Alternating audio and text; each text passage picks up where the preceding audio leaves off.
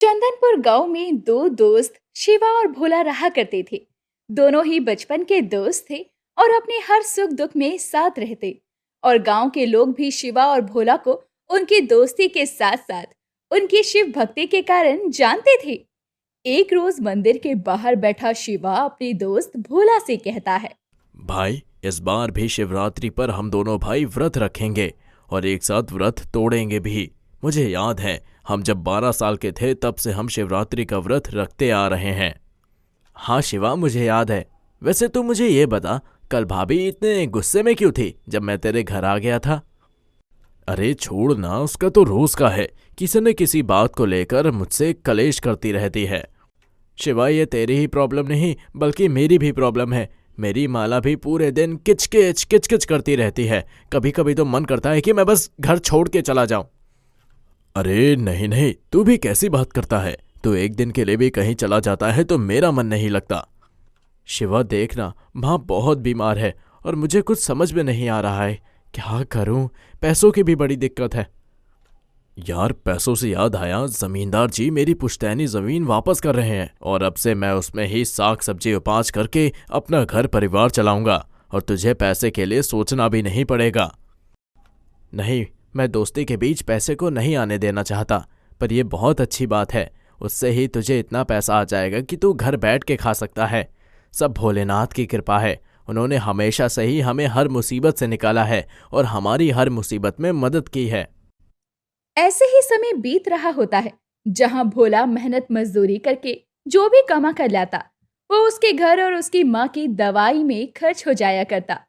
तो वहीं दूसरी ओर शिवा खेती करके अच्छा खासा कमा लेता था और खा लेता था। एक रोज भोला की पत्नी माला अपनी बूढ़ी खाट पर पड़ी खांसती हुई सास को देखकर कहती है, अजी सुनिए, मुझसे अब इनकी और सेवा नहीं हो सकती। इनसे तो अब उठा भी नहीं जाता है।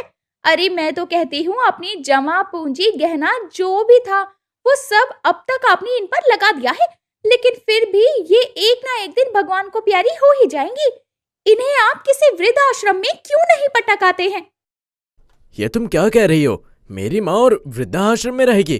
तुम्हारे दिमाग तो ठीक है ना? आज तो तुमने अपने मुंह से ये बोल दिया है, लेकिन दोबारा मत बोलना। हाँ हाँ, तुम्हें तो मेरी बातें मिर्ची ही लगेंगी ना। एक तो आपका वो अमीरजादा दोस्त जो पहले तो आपकी ही तरह फटीचर था, लेकिन जब से उसके बाप दादा वाली जमीन उसे मिली है उसमें और उसकी जनानी में तो अलग ही घमंड आ गया है। आज तुम्हें क्या हो गया है माला? तुम ये सब सोचकर भी बोल रही हो? अरे सच बोल रही हूँ और क्या। तुम्हारी माँ इतने दिनों से बीमार है बिस्तर पर। तुमने इन्हें ठीक करने के लिए क्या नहीं किया? मेरे गहने जेवर तक गिरवी रख दिए, लेकिन तुम्हारे दोस्त ने एक बार भी ये नहीं कहा कि तुम इतने परेशान हो तो मैं तुम्हारी मदद कर देता हूँ। किस काम का हुआ भला ऐसा दोस्त? उसने मुझसे पूछा है, कई बार पूछा है, लेकिन मैं नहीं चाहता कि मेरी दोस्ती के बीच में पैसे आए। आहा हा हा, बड़े आए दोस्ती निभाने वाले। जब दोस्त मुसीबत की घड़ी में साथ ही ना दे तो काहे का दोस्त हुआ? भोला की पत्नी जो कुछ भी कह रही थी वो भोला चुपचाप सुन रहा था। वो अपने दोस्त को कुछ भी नहीं कह सकता था। अब देर शाम जब भोला अपने दोस्त शिवा से मिलने जाता है तो शिवा की पत्नी चमेली घर में होती है। अरे रे रे, कृष्णा के घर सुदामा आए हैं, लेकिन ये तो सुदामा से भी ज्यादा फटीचर गरीब है। अजी कहाँ हैं आप? देखिए आपका भिखारी दोस्त आया है। होगा कोई काम आपसे तभी तो आया है मिलने। ये तुम क्या कह रही हो? कहाँ है भोला? भोले, ओ भोले! लगता है इसके कटु वचन सुन लिए उसने। हाँ हाँ जाइए, मना लीजिए, वरना उसके बिना आप रह ही कहाँ पाएंगे। बीवी चाहे मर जाए लेकिन दोस्त को कुछ नहीं होना चाहिए। हैसियत भी तो देखकर दोस्ती करनी चाहिए ना आपको। शिवा और भोला दोनों की पत्नियां दोनों को उनकी दोस्ती को लेकर ताने कसा करती थी, लेकिन दोनों नहीं चाहते थे कि उनकी दोस्ती के बीच में दरार आए। लेकिन दोनों की बीवियां दोनों पर इतनी हावी हो चुकी थी कि दोनों दोस्त धीरे धीरे एक दूसरे से बातचीत ही बंद कर देते हैं।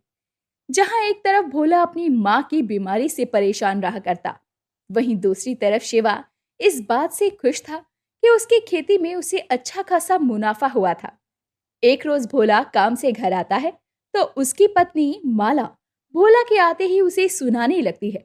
अरे तुम्हें तो शर्म ही नहीं आती है। अरे थोड़ी तो शर्म कर लो, ये सारी शर्म बेच खाई है। अभी अभी जमींदार जी कर्ज के लिए मुझे इतना कुछ सुना कर गए हैं और मैं खड़ी खड़ी सुनती रही। मुझे भी अभी ही मिले थे। मैंने कह दिया जैसे होंगे मैं आपके पैसे वैसे दे दूंगा, तो उन्होंने बस यही कहा कि जितनी जल्दी हो सके उतनी जल्दी कर देना। अब कहाँ है तुम्हारा वो शहजादा दोस्त जो अपनी अमीरी पर गांव में लड्डू बांट रहा है, लेकिन तुम्हें देखने तक नहीं आया।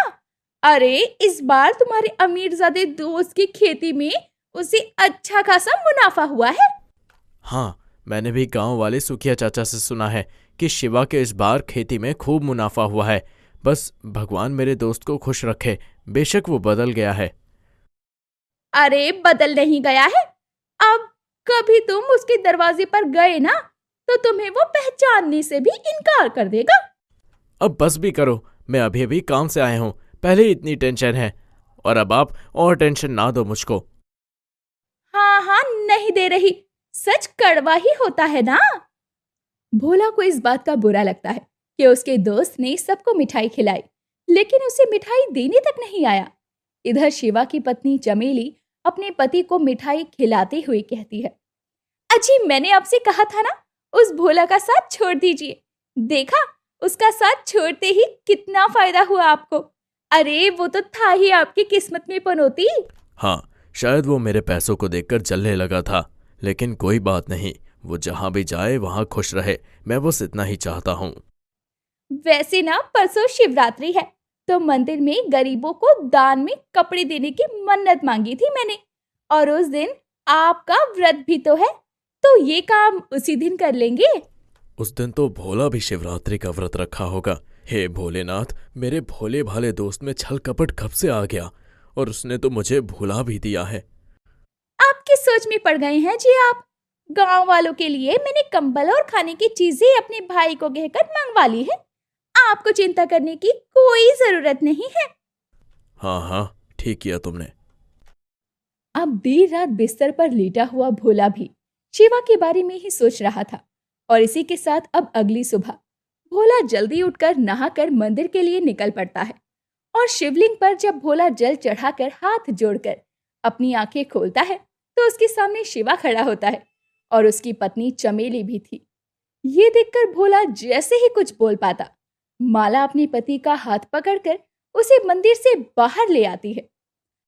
अरे ऐसा क्यों किया तुमने? वहां मेरा दोस्त मुझसे कुछ कहना चाह रहा था। अजी कुछ नहीं कहना चाह रहा था आपका दोस्त। अगर कुछ कहना ही होता तो क्या उसे वो आपके घर आकर नहीं कह सकता था? हाँ, ये बात तो तुम सही कह रही हो। चलो चलते हैं, आज वैसे भी इतना अच्छा दिन है शिवरात्रि का, और भोलेनाथ भी मुझे रास्ता दिखा रहे हैं। ये कहकर भोला और माला जैसे ही जाने लगते हैं, वो देखते हैं कि एक लंबी लाइन लगी हुई थी जिसमें गरीब लोग कपड़े और खाने पीने का सामान लेकर जा रहे थे।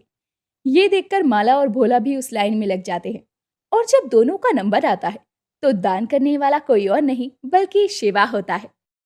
देख क्या रहा है, ला दे। मैं भी इनकी तरह गरीब ही हूँ, तेरी तरह अमीर नहीं हो गया हूँ, और अपने मित्र को भूलने की गलती भी नहीं की है।